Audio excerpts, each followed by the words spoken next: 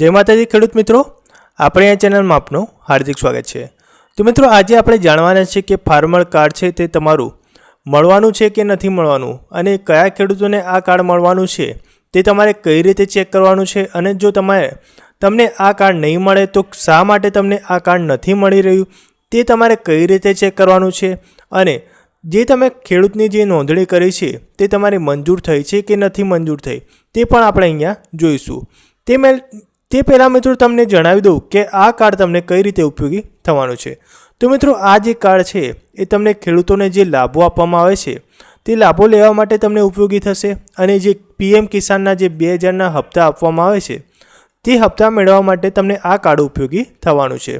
તો મિત્રો તમે આ કાર્ડ જો નહીં કરાવ્યું હોય તો તમને કોઈ લાભ આપવામાં નહીં આવે અને જે 2000નો હપ્તો છે તે પણ આપવામાં નહીં આવે।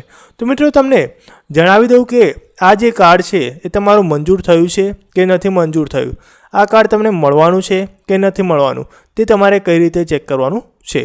તો મિત્રો તે પહેલાં તમે આપણી આ ચેનલને સબસ્ક્રાઈબ ન કરી હોય તો સબસ્ક્રાઈબ કરી લો, કારણ કે આ જ પ્રકારની મહત્ત્વની જાણકારી આપણે અહીંયા મૂકતા રહીએ છીએ। જેથી તમે ચેનલને સબસ્ક્રાઈબ કરી લેશો તો તમને કોઈ પણ જાણકારી સૌપ્રથમ મળી જશે।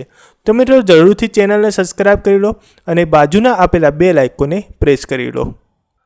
તો મિત્રો તમને જાણવું હોય કે ફાર્મર કાર્ડ તમારું મંજૂર થયું છે કે નથી મંજૂર થયું, જે તમે ખેડૂતની નોંધણી કરી છે તે તમારી મંજૂર થઈ છે કે નથી મંજૂર થઈ તે તમારે જાણવું હોય તો તમારા મોબાઈલમાં તમે ફાર્મર રજિસ્ટ્રી ગુજરાત લખશો એટલે તમને પહેલી જ એક વેબસાઇટ જોવા મળશે।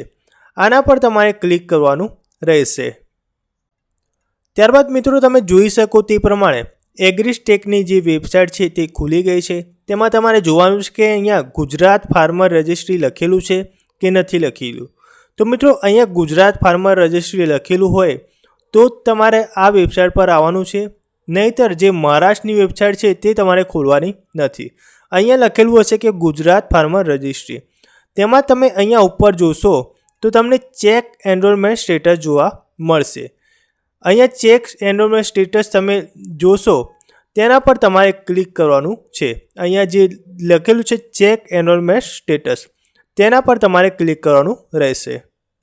ત્યારબાદ મિત્રો તમને એક નવું પેજ ખુલીને આવશે, તેમાં એનરોલમેન્ટ ID અને આધાર કાર્ડ નંબર નાખવાનો અથવા તો એમાંથી કોઈ બી એક નંબર તમારે અહીંયા નાખવાનો છે। તમે જો એનરોલમેન્ટ ID પર ક્લિક કરેલું હશે તો તમારે આ ખાનામાં એનરોલમેન્ટ ID નાખવાની છે। ત્યારબાદ આધાર કાર્ડ નંબર સિલેક્ટ કર્યો હશે તમે તો તમારે અહીંયા આધાર કાર્ડ નંબર નાખવાનો રહેશે। ત્યારબાદ અહીંયા ચેક લખેલું આવશે, એના પર તમારે ક્લિક કરવાનું છે। જેવું મિત્રો તમે ચેક પર ક્લિક કરશો તેવું જ તમને એક પેજ ખુલીને આવશે, તેમાં તમારો આધાર કાર્ડ નંબર હશે। ત્યારબાદ ફાર્મર ID છે તે તમને જોવા મળશે અને જે નામનું જે તમે નોંધણી કરી છે તે નામ તમને જોવા મળશે। ત્યારબાદ મિત્રો તમે કઈ તારીખે નોંધણી કરી છે તે પણ તારીખ તમને જોવા મળશે અને નીચે જણાવ્યું છે કે એપ્રુવલ સ્ટેટસ, એ સ્ટેટસમાં તમને શું લખેલું આવશે તે તમારે કોમેન્ટ બોક્સમાં જણાવવાનું છે।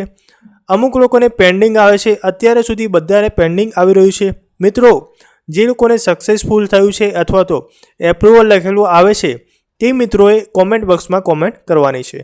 તેમાં જો તમારું એપ્રુવલ સ્ટેટસમાં પેન્ડિંગ આવે છે તો તમારે સમજી જવાનું કે તમારી જે નોંધણી છે તે પ્રક્રિયામાં છે, અથવા તો રિજેક્ટ આવે તો તમારે સમજી જવાનું છે કે તમારી જે એપ્લિકેશન જે નોંધણી છે તે રિજેક્ટ કરવામાં આવી છે અને તમારે કેમ રિજેક્ટ કરવામાં આવી છે તે પણ તમને જણાવવામાં આવશે। ત્યારબાદ તમે અહીંયા જોશો તો તમે એપ્રુવલ અથવા તો રિજેક્શન ડેટ જોવા મળશે। જો તમારી એપ્લિકેશન જે નોંધણી છે તે એપ્રુવલ થઈ ગઈ છે તો તે કઈ ડેટે થઈ છે તે તમને જોવા મળશે અને જો રિજેક્ટ થઈ છે તો તે કઈ ડેટે થઈ છે તે પણ અહીંયા તમને જોવા મળશે।